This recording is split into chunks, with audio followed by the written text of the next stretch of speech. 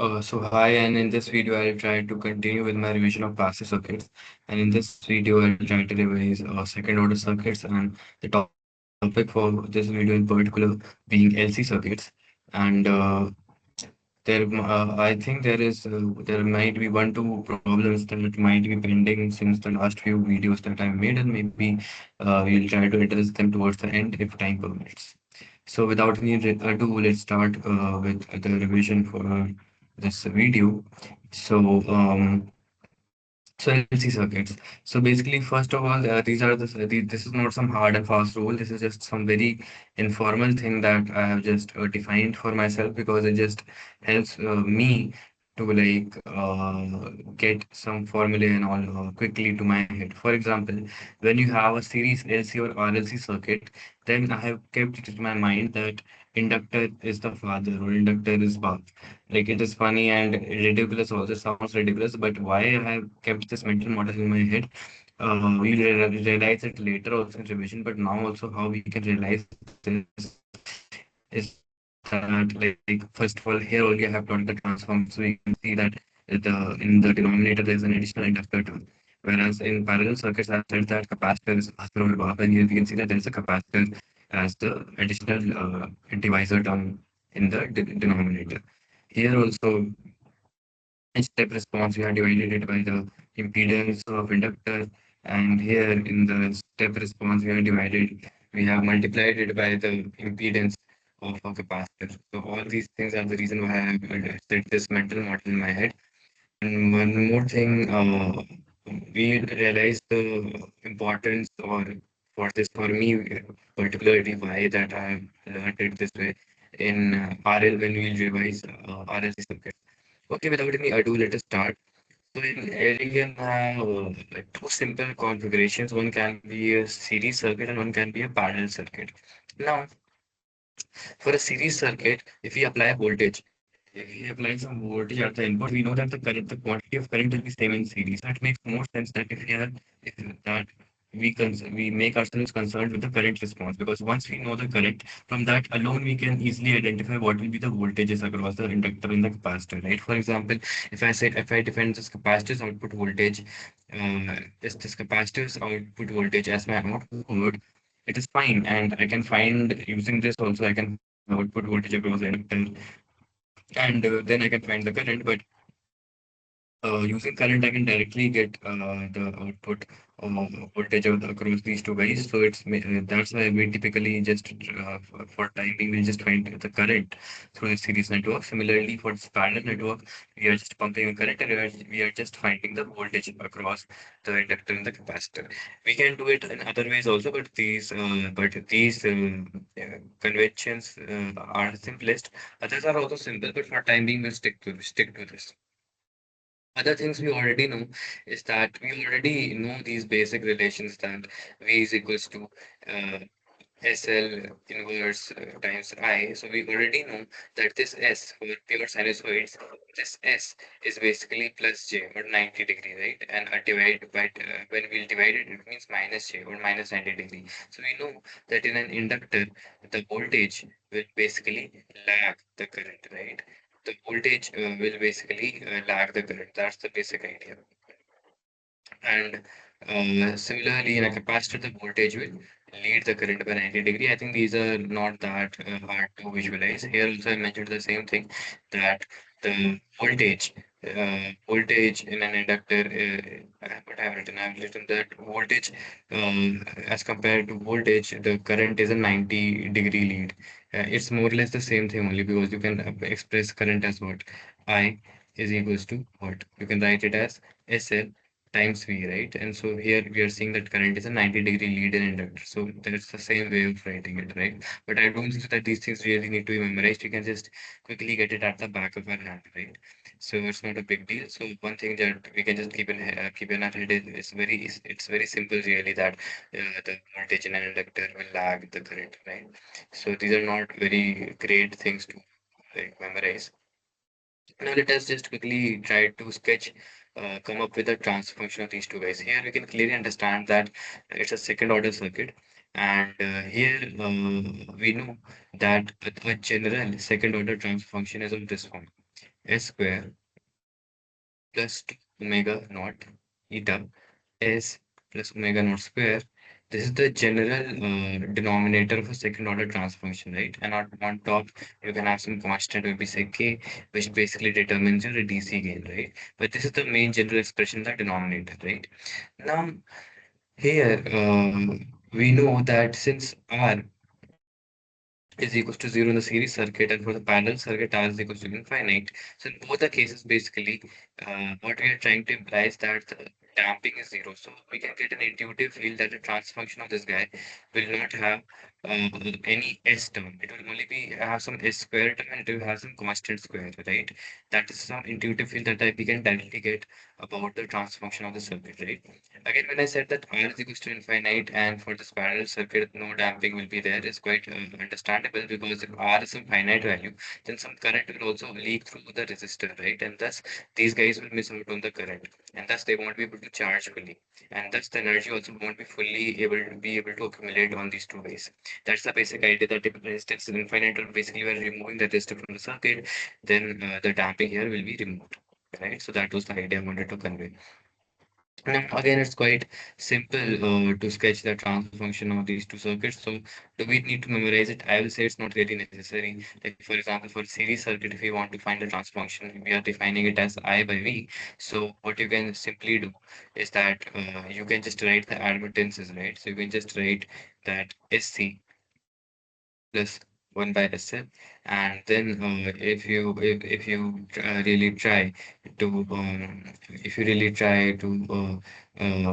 simplify it, then what you'll get is S square, right? What you'll get is and again, since they are in series, so admittances will be in parallel, right? So the formula will be something like this, right? And then I hope you understand that for series, the impedances are, but the admittances, they come in parallel. I think that's pretty simple. Everyone knows that. Everyone knows it. So it will just be C by L divided by SC plus 1 by SL. And if you just do some simple manipulation, what you will get is this guy, and this SC will go on, this SC will basically, um, this S by L by that go on top, and L will cancel out, right? And this is what you will get. Now you can just take LC common, and when you take LC common, this is the transfer function you'll get, where omega naught is equals to 1 by under root LC, right? And this is the transfer function which you have derived here also. So I think it's pretty simple. But again, if you can actually do it pretty quickly, but again, if you want to avoid this labor, then just by looking at simple series LC circuit, you can just say that, the transfer function will be of this form. And then you can say that yes, it is series, so inductor is bar for whatever, and then you can just divide it by this. And when you know it's a parallel circuit, and when current is input and voltage is output, you can quickly arrive at this, right? Another intuitive feel of why this circuit looks like this is that, let us imagine that the input the input voltage here is DC. So for DC input voltage, what will happen here is that this inductor is effectively short, but capacitor is open, right? So no current essentially can flow, provided that steady state has been achieved. And because of that, we have basically NS as a top. Similarly, if current here is DC, so inductor will be short, and entire current will flow through the inductor only in steady state, and the voltage across it will be zero. That's why we have an S at top. That's some intuitive way to understand that why we are having an S at the top, and clearly this S is basically a zero at DC. Cool. Now again, we know our Laplace transforms. We can easily understand that the Laplace transform of sine 80 of ut is this guy, and cos 80 of ut is this guy. So clearly, this is Laplace. So if we take the inverse Laplace of this guy, we'll get cos and cos. So from this, what we can understand is that the impulse response of an LC circuit is cos. Cos of cos times the step function, right? So it will be divided by an inductor in for a series LC and by 1 by C for a parallel LC. I think again this is not that hard to understand. Again, now if we have an impulse train, so what will happen? So we can understand this also quite simple. Is that for one impulse we are saying that we will have a cos waveform like this. But let us say that at this perfect duration, like equal to one time period, and here at this instance we are feeding another impulse after say time period amount of time, then the response here will just apply superposition, and again this amplitude will go even higher. Okay, this amplitude will go even higher, and let us say here again we applied another impulse. So again by superposition, this amplitude will keep on growing. But this will happen only when we are feeding impulses at perfect time in period intervals of the cosine waveform. That is, which is governed by this resonant frequency. If we are feeding it's at some arbitrary instances, let us say that impulses are placed such that the first impulse caused this kind of response, and the second impulse, let us say, caused, let us say, this kind of response. It caused this kind of response. So they won't add up properly, right? Will undergo destructive, constructive interference, a mixture of it, right? So we won't have this uniformly growing sinusoidal wave. That is what I wanted to convey. And I think that's also pretty easy to understand. Now, for the step response, again, we can find the step response by two ways. One, what you can do is that to find step response, you can just basically integrate this guy, and you can integrate this guy. But again, it's another easy way is that if you just multiply it by 1 by s, you can understand that it then becomes the Laplace transform of a cos function of a sinusoidal function. But the only difference is that this a is not here, which means that omega naught is not in the numerator. So yeah, that's why we have introduced an additional omega naught at the numerator, and that's why these guys are now in multiplication when we are finding the step response. Alternatively, you could have simply done integration, and that also would have worked good enough. I hope you understand that I'm saying that integration from 0 to t. All right, cool. And now, if you want to find the voltage across the capacitor or inductor, so again, it's not again a very it's not again a big deal. See, for example, here you have inductor current and step response, right? So what you can do is, since you already have the inductor current, you can multiply this guy by what? You can multiply this guy by the impedance of the inductor, and since j is multiplied over here, so this the sine it will be effectively be sine omega naught t plus 90 degree, and thus you will get a cos waveform, right? You will get a cos waveform. Quite simple. And similarly, here also you can find the current through the capacitor by simply multiplying it by the capacitive impedance, right? And again, it will be omega naught plus 90 degree. Again, it will be a cos waveform for the current across the capacitor. And then again, by KVL, you can find the voltage across the capacitor, right? So you can just subtract the input from the input step, the voltage across the inductor. And same thing, you can apply KCL here and you can find the voltage across the inductor.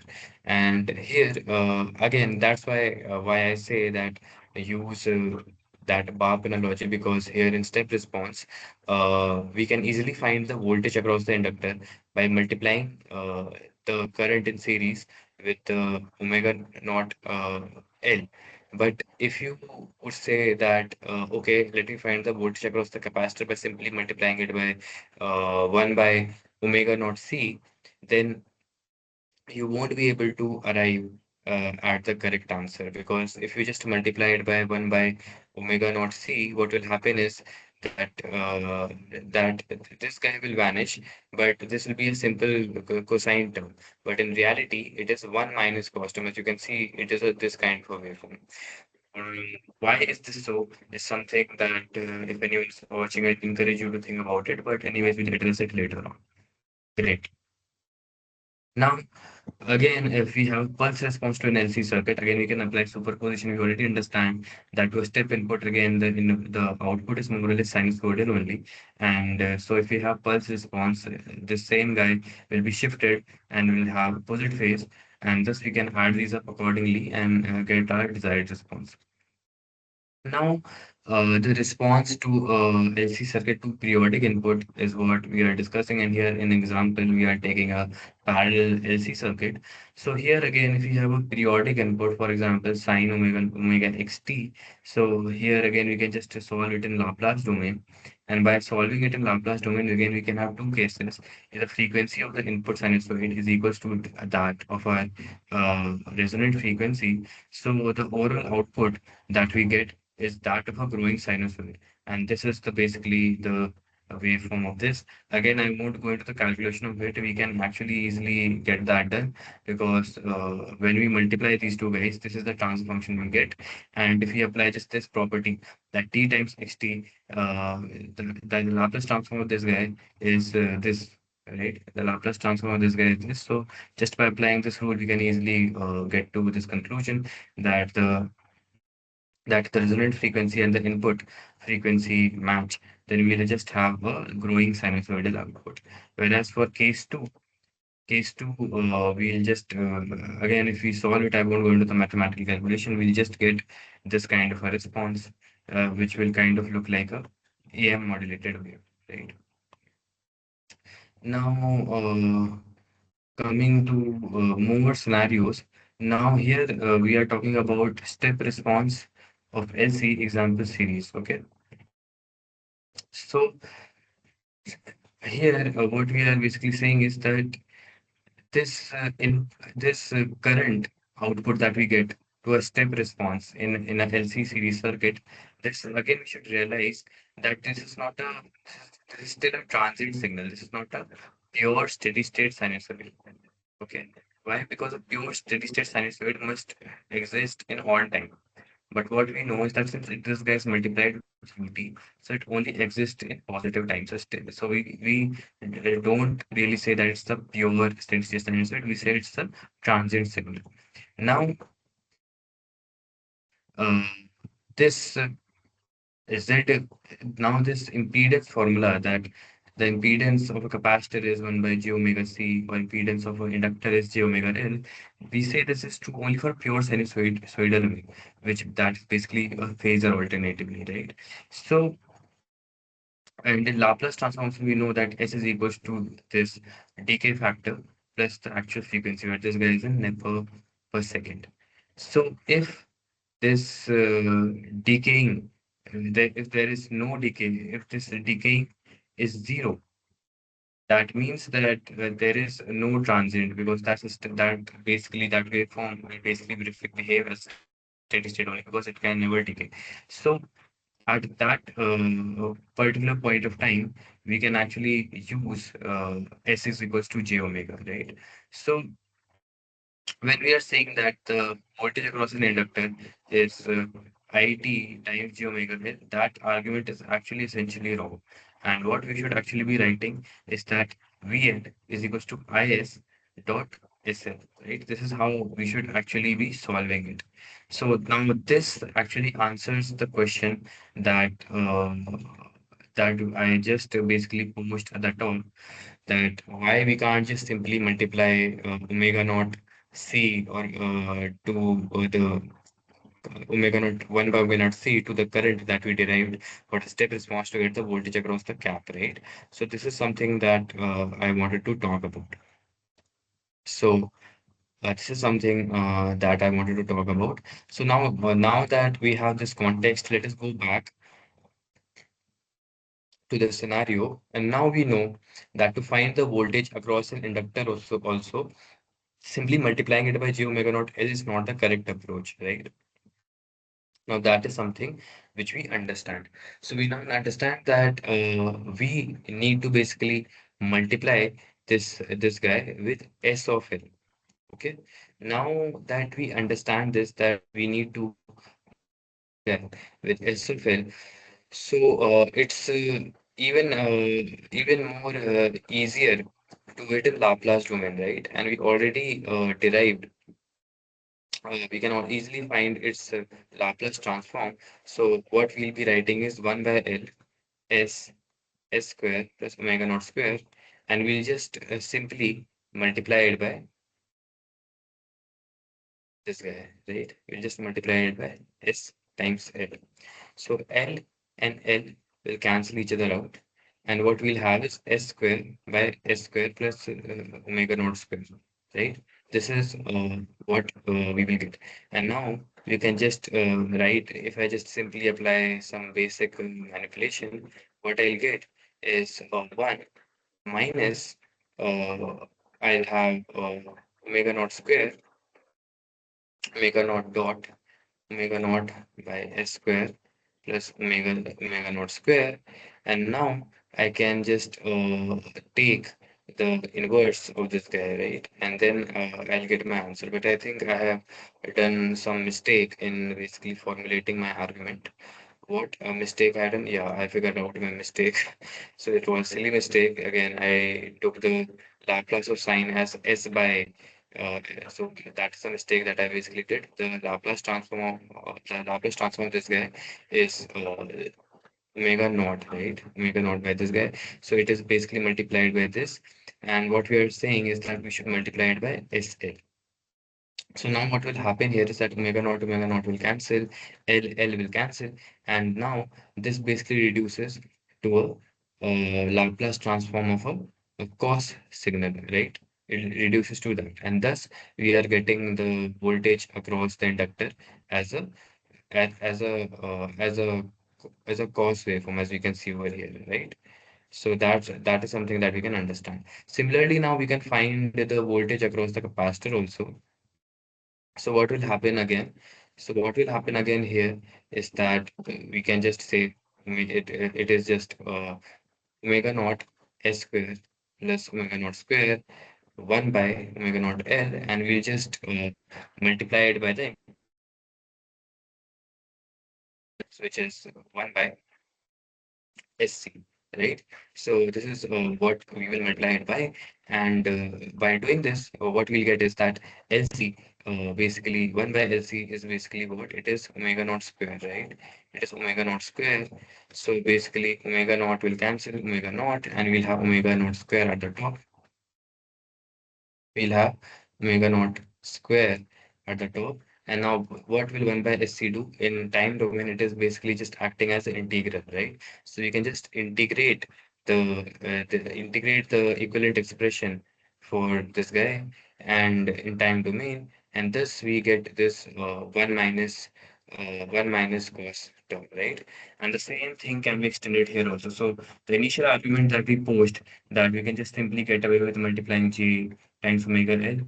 And because of this, we were in the confusion that why then multiplying this by 1 by j omega c is not sufficing. We can now understand that the very fact that we are saying that s equals to j omega was wrong. We can't apply it over here because we are not dealing with pure phasors or pure sinusoid signals, but rather we are dealing with transients, which basically implies that the damping factor can't be arbitrarily put as zero. Cool. Now that we understand even this, now we can move forward and talk about other things. So here again, I have talked about pulse response only.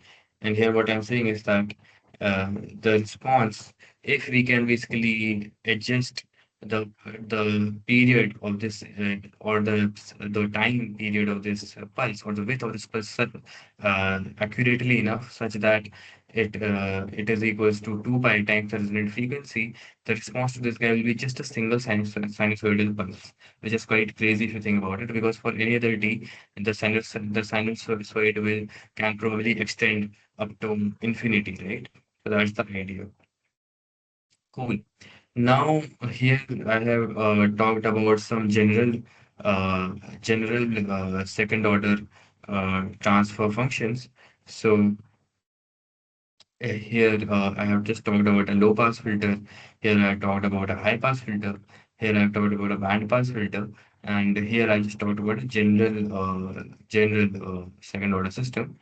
And here then I just talked about some intuitive ways to find transfer function of second order systems, right? And here all this discussion I have done. So I think that we can quickly discuss. about how to find intuitively the transfer function of second order system, it is basically the same as before. It is just same as what we were doing before. For example, if I'm seeing this guy, so I know that is a second order system, so it must surely have what it must surely have. It must surely have two poles, right? That is something that we are absolutely certain of. What we are not certain of is zero. So here we just have to use some maths in the start, or again, we can just intuitively also think about it. We know that again, what this impedance will look like is Z2 upon Z2 plus Z1. So now the zero can be in two possible scenarios: when this guy is zero or when this guy is infinite. We know that both of these things are possible because their behavior are almost opposite.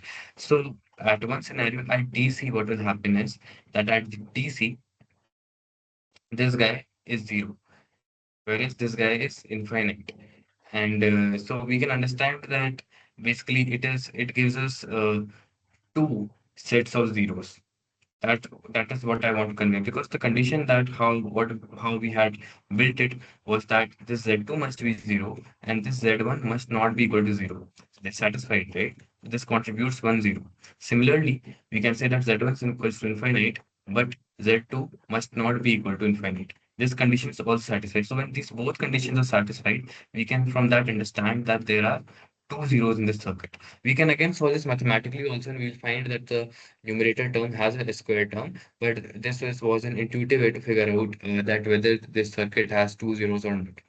So we get two zeros by imposing this condition, and both of these zeros, as we just established, are at DC. There is a square term in the numerator. Again, finding pole was also pretty standard, that we can understand. We can just short this guy and just find the equivalent impedance. So the equivalent impedance, as it happened to be, was just a parallel combination of this inductor and this capacitor. So you can pretty much understand that in the end, what we had was this guy, right? So in the end, what we had was S square LC plus 1. So we can understand from this that what poles S will have. So the S will have two poles, and those two poles are basically imaginary conjugate poles, as we have written here. It is not really that hard to even derive. And from this, we can get this transfer function, right?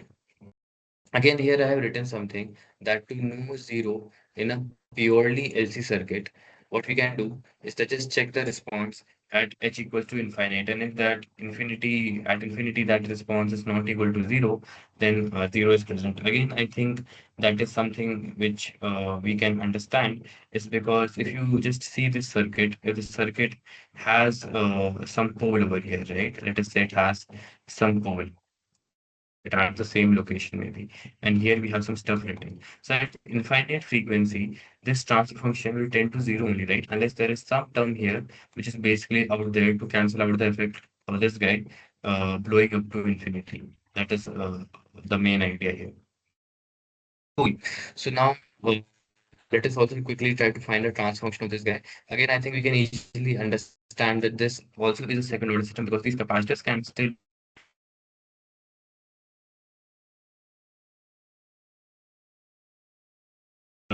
this so we can from that comment that is a second order system.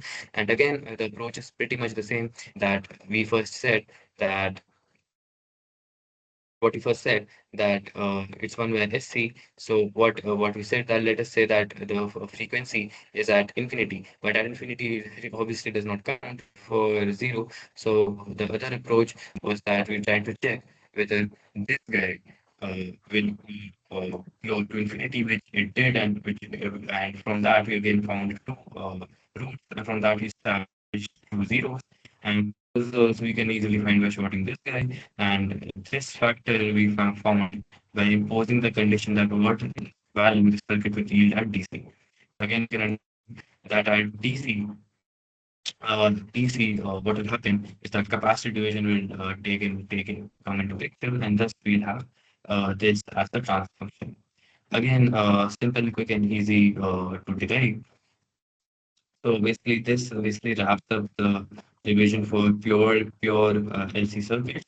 And then we have some discussion left on non-ideal LC and RLC, which we can maybe do in the next video.